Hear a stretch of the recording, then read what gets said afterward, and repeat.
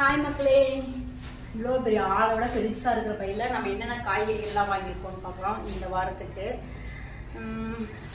எல்லாம் 30-40 ஒவ்வொரு கிலோவாக வாங்கினதுனால வந்துட்டு எவ்வளோன்னு மொத்தமாக சொல்ல முடியாது. ஸோ அதுக்கு விலை நிலவரம் போடலாம். என்னென்ன காய்கறி நம்ம வாங்கியிருக்கோம்னு பார்க்கலாம். ஓகேங்களா? ஃபஸ்ட்டு பார்த்திங்கன்னா போனதும் வாங்கினது பார்த்திங்கன்னா மாங்காய் தான் வாங்கினோம். மாங்காய் 1 கிலோ வந்து பார்த்திங்கன்னா 120 ரூபா. சின்ன வெங்காயம் 1 கிலோ 100 ரூபா கிட்ட சொன்னாங்க. நான் வந்து அரை கிலோ மட்டும் வாங்கிட்டேன். அரை கிலோ பார்த்திங்கன்னா வெங்காயம் 60 ரூபாய்க்கு வாங்கினேன்.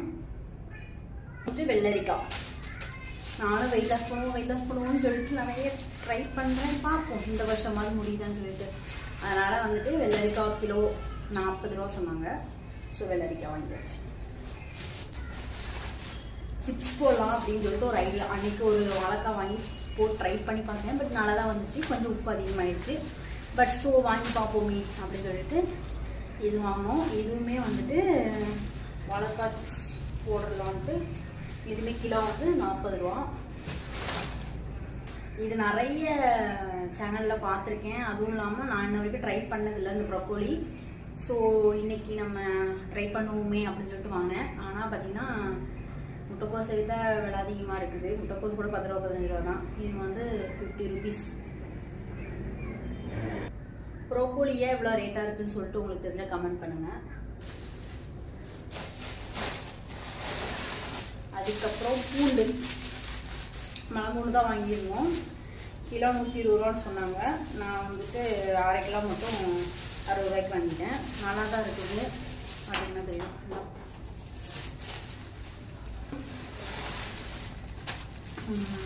எனக்கு ரொம்ப பிடிக்கும். அவரைக்காய் வந்துட்டு 1/4 கிலோ 30 ரூபா. 1/4 கிலோ இல்லை, அரை கிலோ 30 ரூபா.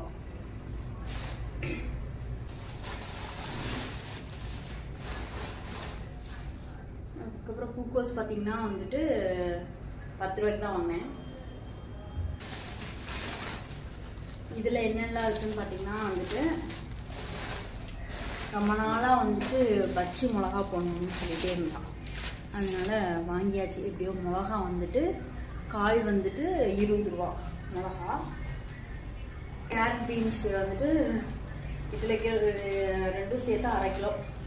இதுவுமே 20 ரூபாய்க்கு தான் வாங்கினேன். நான் வந்து பெரிய மார்க்கெட் போயிருந்தனால வந்து கோயம்புத்தூர் பெரிய மார்க்கெட்டில் போகிறதுனால இந்த ஒரு டைம் என்னமோ கொஞ்சம் கம்மியாக இருக்குது. ஏன்னா இன்னொரு டைம் கொஞ்சம் பக்கத்தில் கேட்டப்போ வந்துட்டு பீன்ஸ் விலை அதிகம்னாங்க. இந்த வாரம் கொஞ்சம் கம்மியாக இருக்குது. பீன்ஸ் கேரட் வந்துட்டு நான் 20 ரூபாய்க்கு தான் வாங்கினேன். இது அதிகமாக தான் கிடச்சிருக்கு. சரி இன்றைக்கி நைட்டு வந்துட்டு வெஜிடபிள் பிரியாணி போடலாம் அப்படிங்கிற ஒரு ஐடியாவில் பீன்ஸ் கேரட் வந்துட்டு வாங்கிட்டேன். சரி ரொம்ப நாளாக வந்துட்டு எவ்வளோ வருதுன்னு தெரியல அப்படின்னு சொல்லிட்டு இன்றைக்கி ஒரு கணக்கு போடுவோம்னு சொல்லி பார்த்தேன். முதல்ல போடுவேன். இப்போ வந்து பார்த்திங்கன்னா 450 ரூபா வெஜிடபிள்ஸ்க்கு மட்டும் ஆயிருக்கு. ஸோ ஓகே ஃப்ரெண்ட்ஸ், இதுதான் இந்த அளவுக்கு தான் வந்துட்டு வாங்கியிருக்கோம். ஓகே, நீங்களும் ஒவ்வொரு ஏரியாவில் வெஜிடபிள்ஸ் வாங்குவீங்க.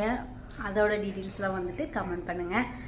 எந்தெந்த ஏரியாவில் எவ்வளோ ரேட்டாக போயிட்டுருக்குன்னு பார்ப்போம். அதுவும் இல்லாமல் வெங்காயம், பெரிய வெங்காயம்லாம் வந்து 4 கிலோ 100 ரூபா கோயம்புத்தூரில். இப்போ கொஞ்சம் இந்த வாரம் என்னமோ கொஞ்சம் காய்கறி விலை கம்மியாக இருக்குது. ஆனால் போன வாரம்லாம் ரொம்பவே அதிகமாக இருந்துச்சு. ஓகே ஃப்ரெண்ட்ஸ், பாய். நெக்ஸ்ட் வீடியோவில் பார்ப்போம்.